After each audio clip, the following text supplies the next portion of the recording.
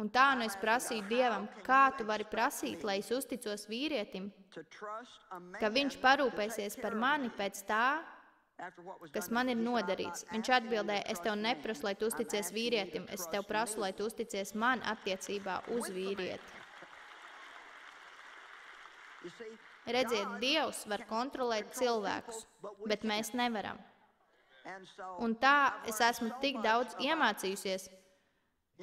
Ziniet, Deivs mani mīl, un viņš grib par mani parūpēties, un viņš pieņem lēmumus, kas nāk man par labu, un viņš grib, lai man būtu pilnīgi viss, ko es gribu. Viņš man bieži saka, es vienkārši gribu, lai tu esi laimīga. Es vienkārši gribu, lai tu esi laimīga. Ja gribi suni, ja vien tas darīs tevi laimīgi, tad nopirksim suni. Ja tu gribi, saprotiet, es vienkārši gribu, lai tu esi laimīga. Man bija vajadzīgi vairāki gadi, lai spētu to saprast, ka tik tiešām var būt vēl kāds cits, kas tiešām grib, lai es esmu laimīga. Redziet, tas ir veids, kā mīlestība rīkojas. Mīlestība grib, lai otrs cilvēks ir laimīgs, un mīlestība ir gatava uzupurēties, lai otrs cilvēks būtu laimīgs.